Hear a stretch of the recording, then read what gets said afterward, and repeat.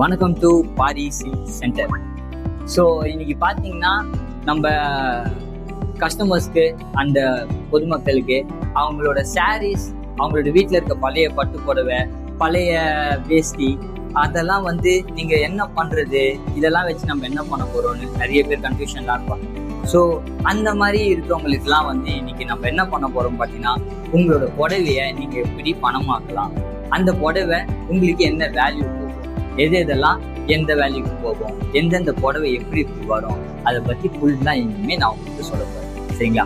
So வந்து நம்ம கடை பார்த்தீங்கன்னா ஒரு 5 வருஷமா நம்ம சென்னையில் ரன் பண்ணிட்டு இருக்கோம். ஸோ பாரி சில்க் சென்டர்னு பார்த்தீங்கன்னா சென்னையில் ஒரு 5 வருஷமா இருக்கு. ஸோ அதில் வந்து பார்த்தீங்கன்னா நிறைய கஸ்டமர்ஸ் வந்து அவங்களோட புடவையோட வேல்யூ என்னன்றதே தெரியாமல் வீட்டில் சும்மா போட்டு வச்சுட்டு இருக்காங்க. ஸோ நம்ம வந்து எப்படின்னு பார்த்தீங்கன்னா, ஒரு கஸ்டமர்ஸ் ஹேண்டில் பண்ணும்போது அவங்க வந்து இருக்கிறதுலே ரொம்ப சூப்பராக புது புடவையாக எடுத்து கொடுப்பாங்க நம்ம கிட்ட. சரி, இது எடுத்து 2 வருஷம் தான் சார் ஆகுது, சரி இது எடுத்து 3 வருஷம் தான் சார் ஆகுதுன்னு சொல்லிட்டு அந்த புடவைலாம் பார்த்தீங்கன்னா அவங்க கிட்ட மேம் இது அந்த அளவுக்கு வேல்யூ போகாது மேம்.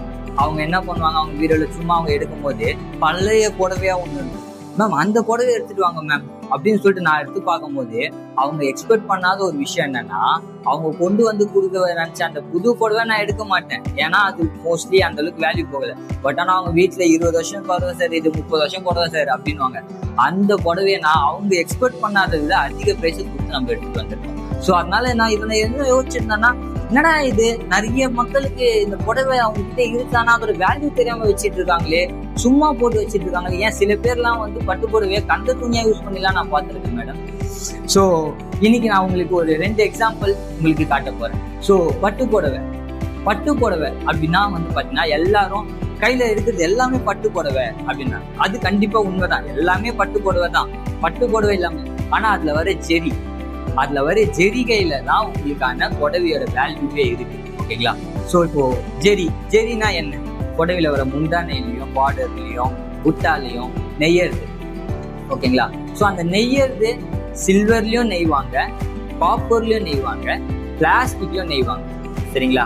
பிளாஸ்டிக்லயும் நெய்வாங்க, நல்லா ஞாபகம் வச்சுக்கோங்க. ஓகேங்களா? ஸோ நீங்க 15,000 ரூபாய் கொடுத்து எடுத்தேன் சார் இந்த புடவைய அப்படின்வாங்க, பிளாஸ்டிக்லயே நெஞ்சிருப்பாங்க. இப்போ வர புடவைலாம் அப்படிதான் வரும். ஓகேங்களா? ஸோ உங்களுக்கு ஒரு எக்ஸாம்பிள் காட்டுறேன். இந்த புடவை பார்த்தீங்கன்னா கிட்டத்தட்ட ஒரு 25 வருஷம் முன்னாடி ஒரு இந்த புடவை. சரிங்களா? ஸோ இந்த புடவையில பார்த்தீங்கன்னா உங்களுக்கு சார் இதுல எங்க சார் முந்தான இருக்கு, இதுல எங்க சார் பார்டர் இருக்கு நீங்க கேட்பீங்க. பாருங்க, இதுல பார்டர் பார்த்தீங்கன்னா இவ்வளவுதான் பார்டர், ஜஸ்ட் ஒரு கை சைடு தான், இவ்வளவுதான் பார்டர். ஸோ இதுல முந்தான பார்த்தீங்கன்னா இவ்வளவுதான் முந்தான, இவ்வளவுதான். பட் ஆனா இந்த புடவை கிட்டத்தட்ட ஒரு 1000 ரூபாயிலிருந்து 1500 ரூபாய் வரைக்கும் போகணும் உங்களால. ஜஸ்ட் இந்த புடவை 1000 ரூபாயிலிருந்து 1500 ரூபாய் வரைக்கும் போகும்.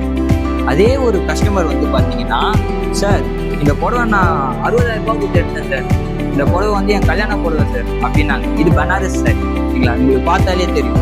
இதுல முந்தான பாருங்க, பார்டர் பாருங்க, முட்டா பாருங்க, ஃபுல்லாவே ஜெரில வருது. சரிங்களா? பட் ஆனா இந்த புடவை வெறும் 300 ரூபாய் 400 ரூபாய் கூட போகாது. அதான் உண்மை.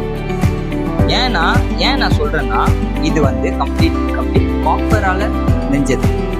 நீங்க பாத்தீங்கன்னா காப்பருக்கும் வெள்ளிக்கும் வித்தியாசம் எப்படி இருக்கும்ன்றத நான் உங்களுக்கு சொல்றேன். நீங்க காப்பர் தேய்ச்சாலே இது காப்பர் கலர்ல வந்துடும். ஓகேங்களா? ஸோ காப்பர்னா இந்த கலர்ல தான் இருக்கு. அதே பார்த்தீங்கன்னா உங்களுக்கு வெள்ளி இருக்க ஜெரிகை, நல்ல ஜெரிகை அப்படின்னா அதை தேய்ச்சாலே உங்களுக்கு இந்த மாதிரி ஒரு கலர்ல வரும். ஓகேங்களா? சார் ஆமா சார், என் வீட்டில் இருக்க ஒரு புடவையும் இதே மாதிரி கலர்ல வருது சார் அப்படின்னா அதுலயே ஒரு முக்கியமான விஷயங்க, நீங்க பிளாஸ்டிக்